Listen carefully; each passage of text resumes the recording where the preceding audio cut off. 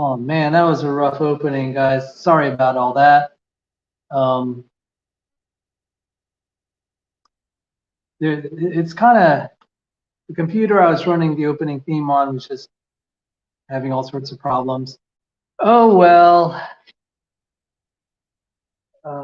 can't quite figure out what's wrong with that one. I'll have to try it again.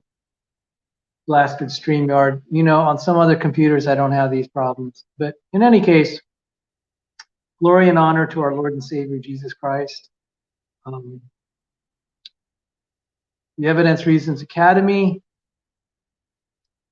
is organized to be able to just kind of be a place for Christians who are interested in academics, especially graduate students, but also college, undergrads, and even high school students to some extent, and then interested parties, just to fellowship and to do science together. My background is in physics, engineering, and biology. Most people know me as a biologist. I'm really not. At heart, I'm an engineer. But a lot of my professional publications that are available publicly are in biology. I was in the aerospace and defense industry. A lot of my best work is not available to the public, if you know what I mean. Glory and honor to our Lord and Savior Jesus Christ. Tonight, I'm going to be doing physics adventures for Rebekah. This is partly because she and I are going to be tag team partnered tentatively for February 28th to criticize the Big Bang. Now, I just happen to have, this is totally by accident, a book by Hermann Bondi, one of the primary opposing views against the Big Bang. I'm not at all advocating his views, but he has a legendary book on relativity. It's called Relativity and Common Sense, A New Approach to Einstein. He is a professor of mathematics. Relativity and gravitational theory are his fields of professional concentration. He is the chief scientist of the Department of Energy in England. This book was first published in 1964, and it is still referenced. It's just great. Even in my modern cosmology book, Bondi was mentioned. So he's a world-class scientist. But I tell you what, his writing in physics is it is smooth as butter. Anyone who's done relativity knows he's capable of doing some seriously heavy math. But this book, I hardly saw any equations. Well, in the early chapters. Once one gets in the later chapters, it starts to look more like a typical physics book. But the early chapters, I tell you what, it's like, it's a nice summary of that first chapter is a nice summary of my first semester in physics. And this is just great. So relativity figures prominently in the theory of the Big Bang. However, relativity does not imply that the Big Bang is right. There are numerous other possibilities, and I'm going to read something from my general relativity book, and this is for you, Rebekah. Let me grab it. It's in my command center. I'll be right back.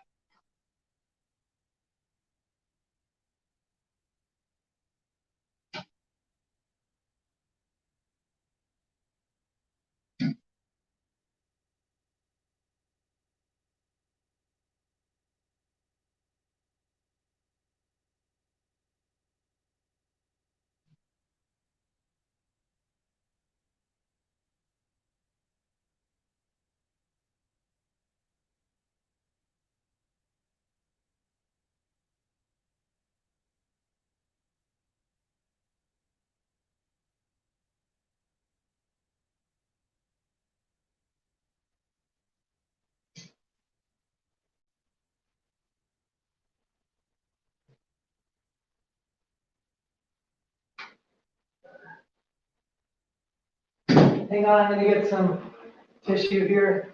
I have a constant nasal drip. Now, some of you have seen my do-it-yourself renovation project. I'm still in the middle of it. I have, you can see I have numerous ladders, step ladders in here. I have slight benign paroxysmal positional vertigo. It's not good to have that if you're on a ladder, and especially if you're a little tired, if you're feeling a little dizzy. And so it's not always good that I use the biggest and baddest ladder. It's also kind of painful to be obnoxious to be moving it around. So if I don't have to, I use that smaller ladder. And also there are parts of the room where I can't use the big ladder. Occasionally I'll use the step ladder because it's easy to move, it's small. And let me show you something that's really cool. I have this extension pool. I can use this to paint all the way up into the ceiling. I just put in the roller and attach it here. And so some of you saw me laying down joint compound and working on the drywall, remediating nail pops and removing carpet. I had a DIY show. I'm sanding the ceiling now. It's looking really, it's looking good. But a lot going on. So let me read something about, sorry this is going to be thick. I'm going to skip over some parts. So there's this thing called a singularity where kind of the laws of physics are like kind of break down. We have no idea what it does. I mean, we can guess. You could always guess.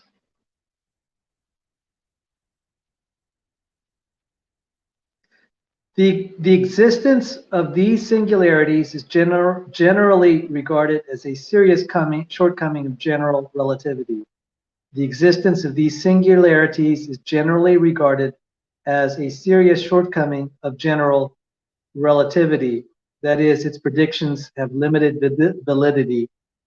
So we've known for a while, and it's been finally quietly acknowledged, Einstein wasn't quite right. That doesn't mean you throw everything out. Not quite right means he's really, the idea is good enough, it's close enough, but it's not quite right. The theory that is considered to have priority generally is quantum mechanics. And there are aspects of quantum mechanics that are really difficult that I don't know at all. But I just wanted to mention that this is in my textbook on general relativity that I took in graduate school. That wasn't a heavy relativity class, but like you would for physics students, we were applied physics. That means we were engineers. We were retreads. A lot of them were working on space probes that, it's kind of helpful they understand what the space probes are doing, especially through gravity experiments. The existence of these singularities is generally regarded as a serious shortcoming of general relativity. That is, that its predictions have limited validity.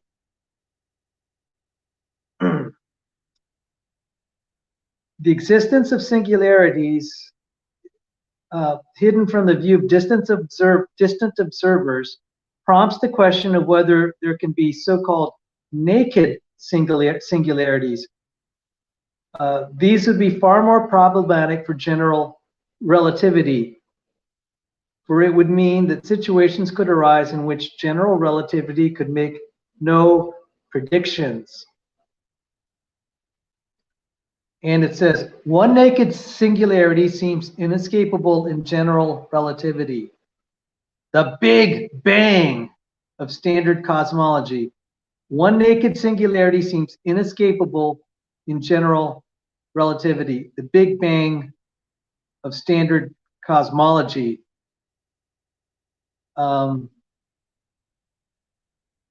This means you either give up general relativity or you give up the Big Bang. So let's not just say that general relativity solves the Big Bang. There are open issues. That being said, that isn't the reason I'm trying to uh, give Rebekah pointers on physics. It's just also for her edification. And I didn't like the way Leo was kind of condescending and talking down to her. Dude, she's your friend. That's not the way to treat a friend. I mean, Leo, it just ain't cool. Okay, she loves you. She's cared for you. She reaches out to you. There's no reason to use language like that. That's inflammatory. You know, dude, I'm just saying that ain't cool. All right. You want to maintain a friendship with her. I would hope you stay friends with Rebekah. She stays friends with you. Just don't be condescending like that. All right, dude. It just ain't cool. You're hurting her feelings. All right. There's no reason to treat her like that. Okay. You're going to run into people that know way more than you, Leo, and it just ain't cool if they start talking down to you, you know. I've had professors that were my teachers. They never talked down to any of their students and demean them. That's just, you know, if you're trying to communicate to someone and encourage them, don't talk down to them, all right? Just ain't cool. She loves you. Be nice to her, okay? So that being said, I think it'd be helpful for her to understand a little bit of relativity. There are two kinds of relativity. Well, really, the most general theory of relativity is the general theory of relativity. There's a special case within general relativity that deals with zero acceleration, and that's special relativity. Special relativity actually came first. General came later. So general relativity deals with gravity and acceleration. Special relativity deals with velocity. And in the last iteration, we distinguished velocity and acceleration. So acceleration is change of velocity over time. Velocity is change in position over time. So, I mean, all right, so velocity, you're driving at 60 miles an hour. That's your velocity. When you are at the stop light and then you accelerate from 0 to 60, that is you're accelerating. So those are the terms in physics. Believe it or not, this is not this to do this well. To get it mathy, properly rigorous, it's not trivial. It's tedious. I wouldn't minimize it, and it's not so bad when you're doing acceleration in one direction, we call linear acceleration. It gets really kind of squirrely when you're doing centripetal acceleration, when there is rotation involved. Oh my goodness, those are nasty. Even I have to just like, you know, when I do integration with involving circles, it's just not fun. Yeah, lines are better than circles mathematically as far as tractability. So the next chapter is just like 9 pages, 8 or 9 pages long, and it is just simply called momentum. And I'm going to read through it.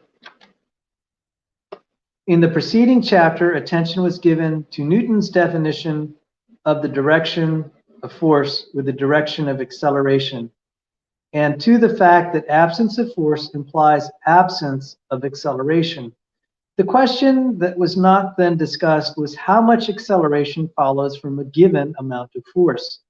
The clue to the answer to this question is the concept of mass, or a little more highbrow, the concept of momentum.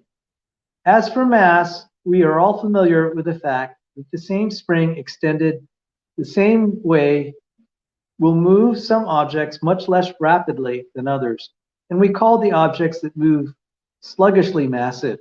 And we call the objects that move sluggishly massive.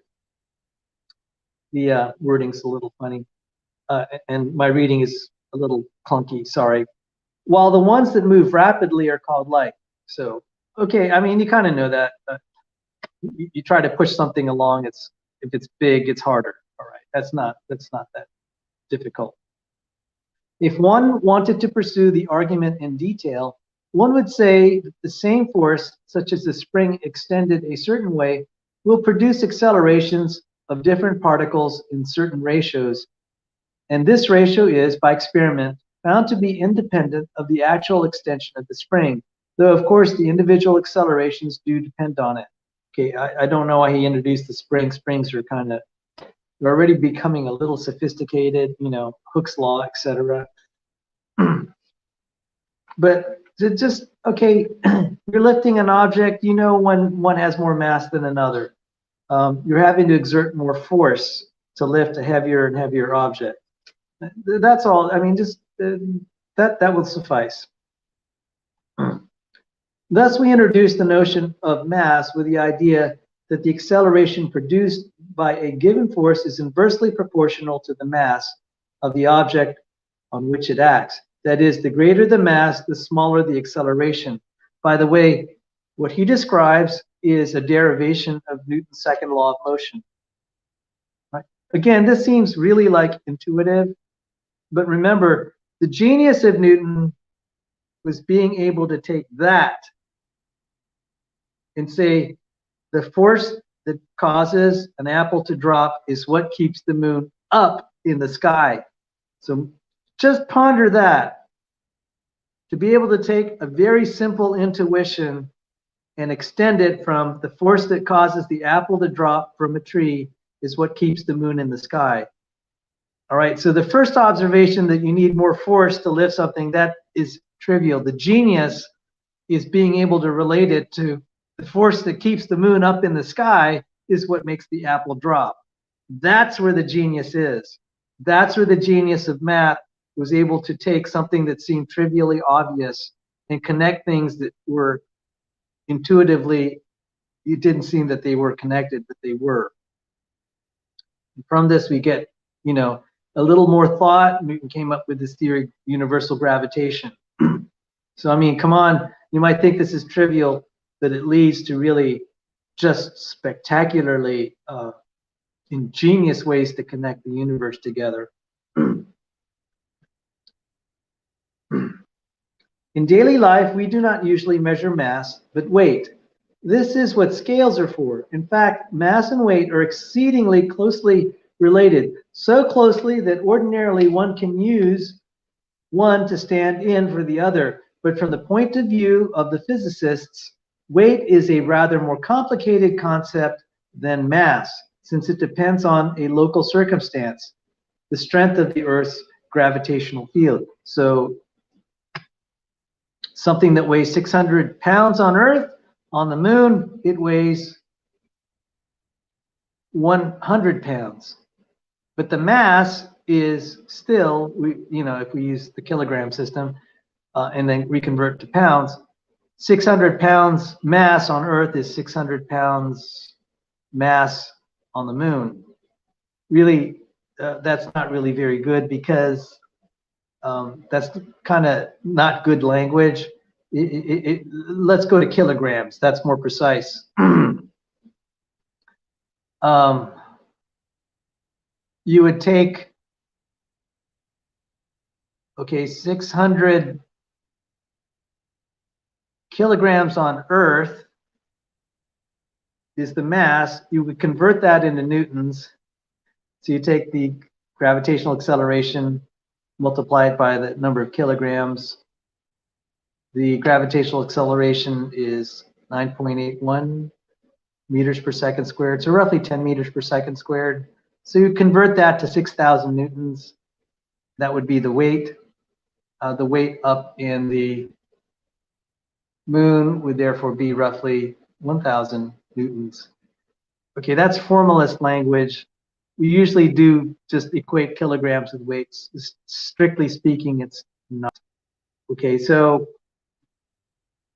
sometimes we have to use shorthand, and in the context, we know what it means. Okay, but from the point of view of physicists, weight is a rather more complicated. It is complicated. I showed you the calculations, not so trivial. But from the point of view of the physicists, weight is a rather more complicated concept than mass, since it depends on a local circumstance, the strength of the Earth's gravitational field. To come now to the notion of momentum, which is such a very useful notion in physics, we simply multiply mass by velocity. We multiply mass by velocity. So if we have an object moving at 1 meter per second and it's 1 kilogram, you just multiply 1 kilogram by 1 meter per second, and you get 1 kilogram meters per second. It's an example, okay? Again, it's like, what's the point of all this? The goal for Newton was to explain that the same force that causes the apple to fall is what keeps the moon in the sky. All right, that was ingenious. All right, you need a great intellect to take all these basics, and connect that.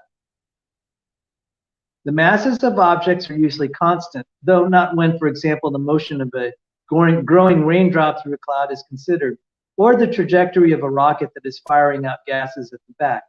The rate of change of momentum equals the force, and it is this law which in fact generalizes the more complicated cases just referred to. It is a remarkably useful law because we can apply it to a whole system. The rate of change of momentum is equal to the force. So Newton's law is generally stated as force equals mass times acceleration, but it can also be stated, force can also be described as force equals the change of momentum, the rate of change of momentum. For you calculus guys, that's dp over dt, dp dt, the derivative dp dt. But I like force equals mass times acceleration. But he's stating a little bit more sophisticated definition of force. So Newton's second law is force equals mass times acceleration. So you have this, let's say you have a 1-ton car and you're dropping it. The force acting on that car, if you're dropping it, force equals mass times acceleration. So it's, let's use kilograms. How about a 1 metric ton car? You multiply it by the gravitational acceleration, which is roughly 10. It's really 9.81, but roughly 10 meters per second squared. So 10 times 1,000 kilograms equals 10,000 kilograms. 10,000, yeah, 10,000 kilogram meters per kilogram meters kilogram meters per second squared. Kilogram meters per second squared, which is in Newton. I'm sorry. Oh, Rebecca, please don't listen to this. I'm just making this worse. This is educational for me. It is a remarkably useful law because we can apply it to a whole system. The question arising here is a very deep one which goes through the whole of science. Okay, let me just read this. I apologize, Rebecca. I'm making your adventure kind of miserable here. To come, so I'm just going to read this. I'm going to minimize commentary. I was just thinking through things here. To come now to the notion of momentum, which is such a very useful notion in physics, we simply multiply mass by velocity. The masses of objects are usually constant, though not when, for example, the motion of a growing raindrop through a cloud is considered, or the trajectory of a rocket that is firing out gases at the back. The rate of change of momentum equals the force, and it is this law which in fact generalizes the more complicated cases just referred to. It is a remarkably useful law because we can apply it to a whole system. The question arising here is a very deep one, which goes through the whole of science. In science, one is always concerned to put the best face on one's ignorance. What a great quote. In science, one is always concerned to put the best face on one's ignorance. One is never in total command of the facts. And a scientist who waits until he knows everything before he says he knows anything is like a man who will not make a decision until he has all the facts. One never has all the facts. The scientist's knowledge is always very limited, and he has to make the best with what he has got.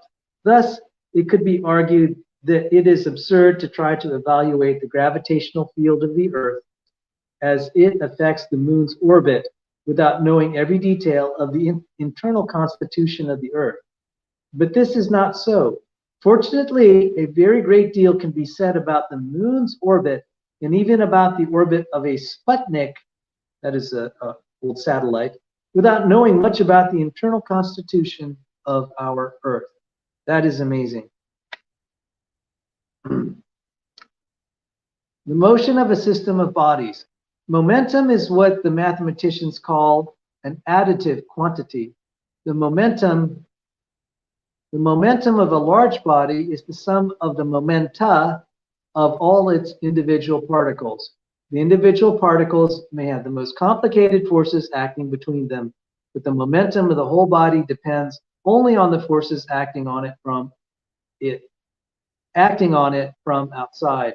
And it is often extremely useful to be able to say something about the motion of a whole system of bodies without knowing how every individual particle moves. An example drawn from everyday life may help. Consider a baby in a pram, that's like a baby carriage. It took me a while to figure out what a pram is. Consider a baby in a pram on smooth, level ground. At first, the baby is asleep and the whole system, pram and baby, is at rest. When the baby wakes up and begins to kick, what happens now?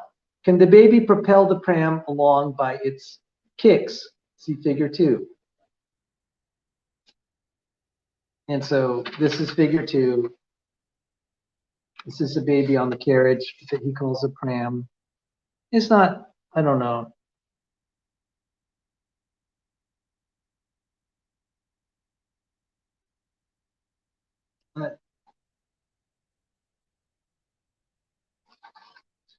It kind of helps.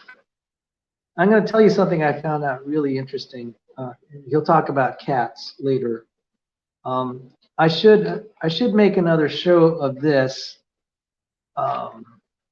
when I can show everyday living, talking about cats. I think I'm going to have to redo this show because there's a lot that I'd like to include. Let me think about it. Anyway, if we consider the whole system of pram and baby and suppose the baby to be safely strapped in so that the two will not separate, then the momentum of the system can change only if external forces act.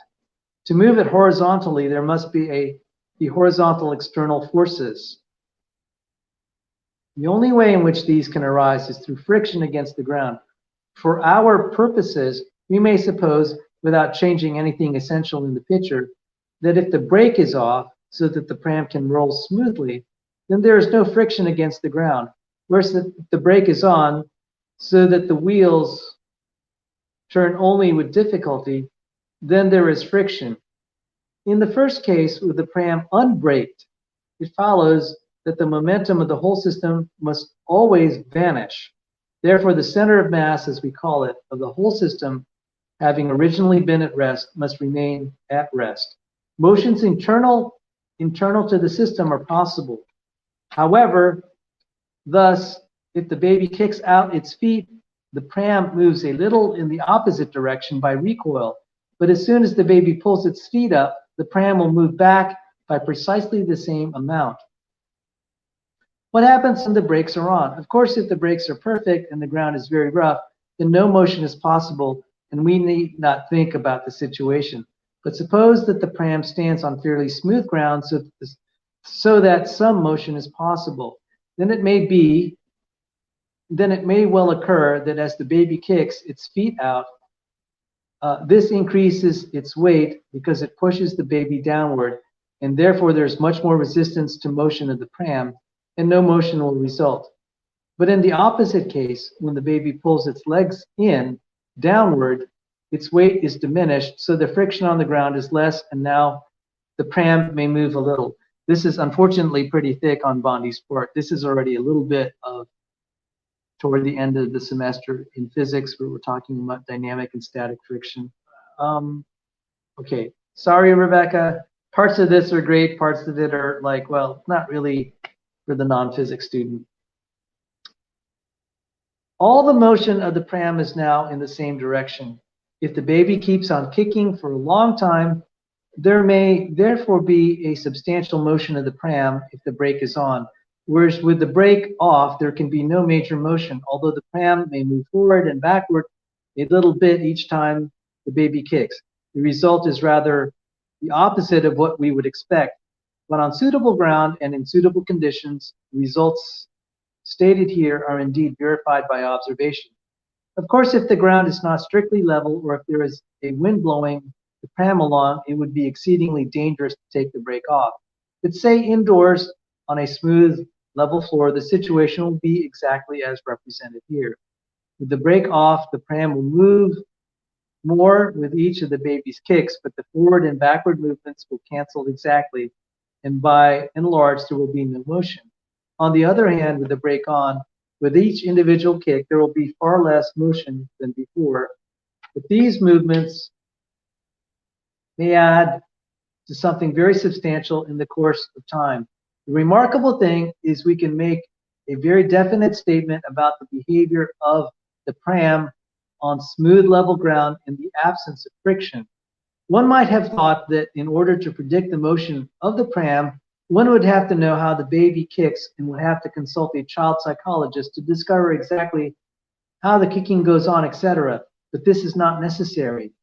When there is no frictional force acting, we can say something about the motion of the pram without knowing what goes on inside it. It is this fact that makes the law of the conservation of momentum so extremely useful. It is a law that enables us to state something about the overall behavior of systems that we do not understand in detail. A minor point emerges is the tremendous importance of systematic movements. It is the fact that the movements, however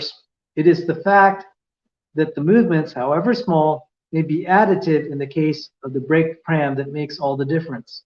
Much larger movements of all the unbraked pram add up to zero. I'm sorry, this is unfortunately really thick. So there are parts where Bondi is just so lucid and clear, and then other times he gets bogged down and starts talking like a physics professor. Okay, it's good that I'm reading through this, and let me try to uncoil. So the idea of momentum is mass times velocity. You can, let's say you have like,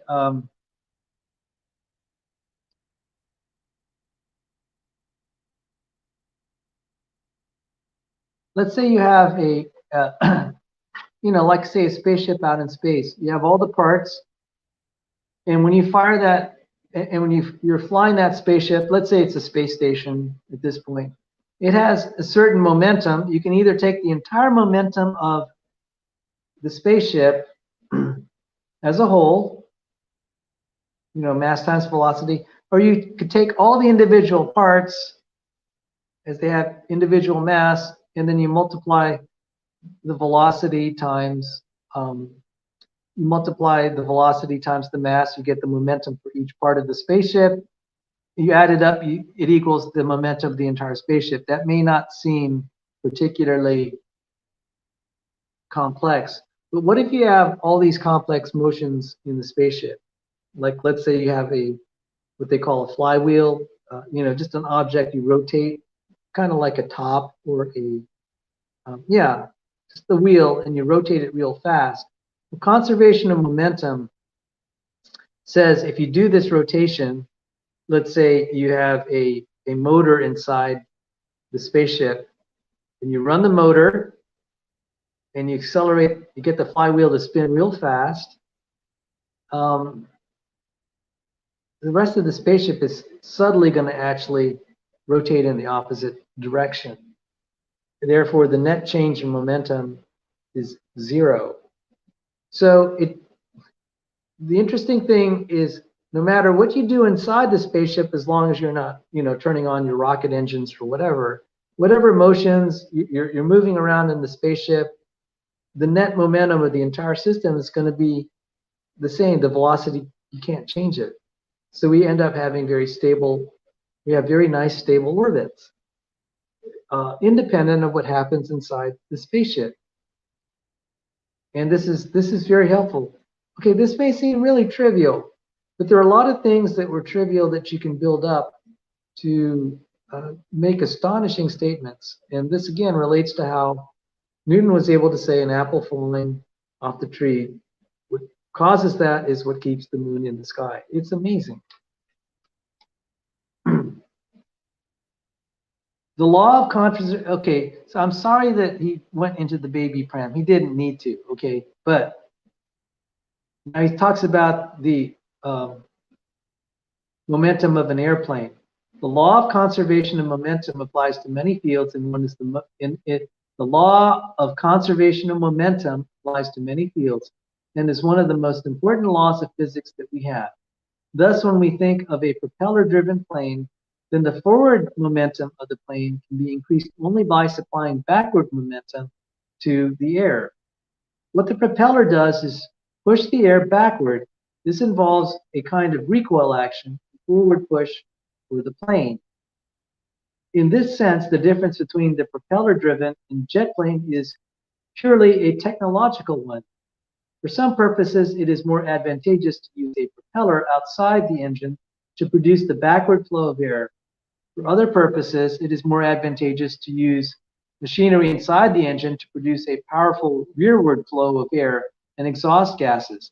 In either case, as must be true from the law of conservation of momentum, the forward push on the plane must be balanced by a similar backward motion given to other materials, such that the momentum imparted to the one is equal and opposite to the momentum imparted to the other. The rearward motion always involves both the exhaust gases of the engine and the surrounding air, but the relative importance of these two understandably depends on how much air there is. The higher the plane flies, the thinner the atmosphere, the more important the rearward motion of the exhaust as compared to that of the surrounding air. If then one goes right out into space where there is virtually no medium, then the forward push of a missile must be due to the rearward momentum of the exhaust gases alone. Thus, spaceships or very high-flying missiles use their own exhaust as the only possible way of producing rearward momentum to balance their own forward momentum. This is the principle of a rocket, which of course can be applied at the ground level too, as we find out on the 4th of July in the United States or on Guy Fawkes Day in England. Yeah, rocket science, they talk about it being complicated. There are some it's complicated to be able to make the engine and all the parts fly, and you have all the structural issues. You try to make it light as possible. But it's a great application of the conservation of momentum. Conservation of momentums, it's a big deal in physics. So we have the idea of velocity in physics, acceleration, force, and momentum. There is so much in physics that is just based on the idea of velocity, acceleration, force, and momentum. And if you think about it, let me just say, this covers a lot. Most of all physics can be described by four quantities. Position or distance, okay, so length, position, position, or length, okay? Length, time, mass, and charge. Now, some subdivisions are 7, but almost all of physics, practically. 4 fundamental quantities: length, time, mass, and charge. So everything that we talked about when we deal with Newton's second law, force equals mass times acceleration, that deals with everything. Those 3 basic things: time, mass, and length. So acceleration is a change in position or changing length from a reference point, however you want to define it. Acceleration is change in velocity per unit time. And then, so acceleration is defined in terms of the units of length and time. Mass is fundamental quantity. You multiply the 2, you get force. So that is so much of physics right there. It's amazing we can boil down the fundamental concepts of physics into those 4 things. Now, relativity tries to conflate time with length. There are reasons I don't like that. I mean, this whole thing of space-time tries to make time and space have an equivalence. Remember, general relativity is not quite right. You can do these mathematical things, but I kind of like those 4. All right, time, length, mass, and charge. All right. The irrelevance of velocity. That's beautiful. The irrelevance of velocity. And he'll qualify this later on, but in the atmosphere, any increase in speed brings its own difficulties with it. There is a rest state that is distinguished from the others. The rest state of the atmosphere surrounding the plane. The faster the plane, the greater its friction against the surrounding atmosphere. The harder the engine has to work to keep the plane going at the requisite speed. There's friction and there's like dynamic pressure. But out in space, the situation is quite different. It needs no more fuel to increase the speed of a spaceship from 1,000 miles an hour to 2,000 miles an hour than it needs to increase the speed of a spaceship of the same mass from 100,000 miles an hour to 101,000 miles an hour. Wow. By the Newtonian principle of relativity, velocity does not matter for these dynamical phenomena.